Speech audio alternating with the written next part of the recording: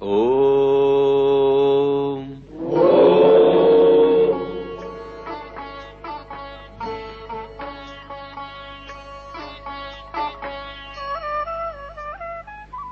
सर्वे अत्र सुखिनः सन्तु सर्वे सन्तु निरामया सर्वे भद्राणि पश्यन्तु मा कश्चित् दुःखभाग् भवेत्। ओम।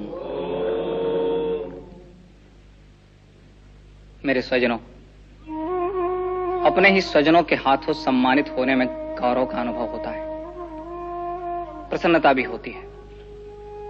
एक विष्णुगुप्त गौरव भूषित हो या नहीं परिषद, नहीं शिक्षक के लिए गौरव की बात हो सकती है। शिक्षक व परिषद तो गौरव भूषित तब होगी जब यह राष्ट्र गौरवशाली होगा, और यह राष्ट्र गौरवशाली तब होगा जब यह राष्ट्र अपने जीवन मूल्यों व परंपराओं का निर्वाह करने में सफल व सक्षम होगा। और यह राष्ट्र सफल व सक्षम तब होगा जब शिक्षक अपने उत्तरदायित्व का निर्वाह करने में सफल होगा। और शिक्षक सफल तब कहा जाएगा जब वह प्रत्येक व्यक्ति में राष्ट्रीय चरित्र का निर्माण करने में सफल हो। यदि व्यक्ति राष्ट्र भाव से शून्य है, राष्ट्र भाव से हीन है, अपनी राष्ट्रीयता के प्रति सजग नहीं है, तो यह शिक्षक की असफलता है।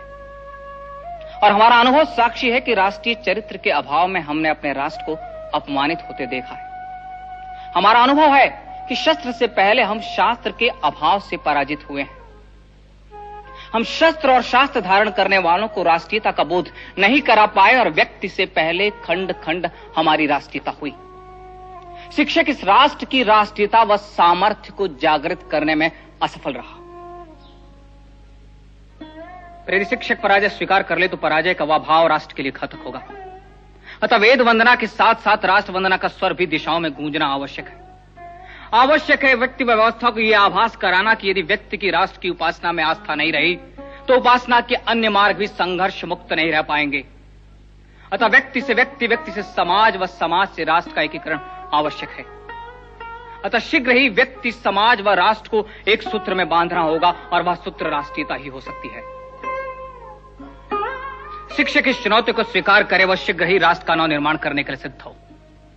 संभव है कि आग के मार्ग में बाधाएं आएंगी, पर शिक्षक को उन पर विजय पानी होगी, और आवश्यकता पड़े तो शिक्षक शस्त्र उठाने में भी पीछे ना हटे।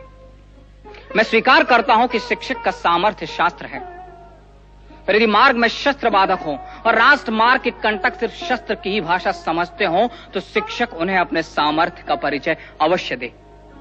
अन्यथा सामर्थ्यहीन शिक्षक अपने शास्त्रों की भी रक्षा नहीं कर पाएगा। संभव है कि इस राष्ट्र को एक सूत्र में बांधने के लिए शिक्षक को सत्ताओं से भी लड़ना पड़े, पर स्मरण रहे कि सत्ताओं से राष्ट्र महत्वपूर्ण है, राजनैतिक सत्ताओं के हितों से राष्ट्रीय हित महत्वपूर्ण है। अतः राष्ट्र की वेदी पर सत्ताओं की आहुति देनी पड़े तो भी शिक्षक संकोच न करे। इतिहास साक्षी है कि सत्ता व स्वार्थ की राजनीति ने इस राष्ट्र का अहित किया है। हमें अब सिर्फ इस राष्ट्र का विचार करना है। यदि शासन सहयोग दे तो ठीक, अन्यथा शिक्षक अपने पूर्वजों के पुण्य व कीर्ति का स्मरण कर अपने उत्तरदायित्व का निर्वाह करने में सिद्ध हो। विजय निश्चित है। सप्त सिंधु की संस्कृति की विजय निश्चित है। विजय निश्चित है इस राष्ट्र के जीवन मूल्यों की। विजय निश्चित है इस राष्ट्र की। आवश्यकता मात्र आवाहन की है। मां भारती की जय, मां भारती की जय, मां भारती की जय।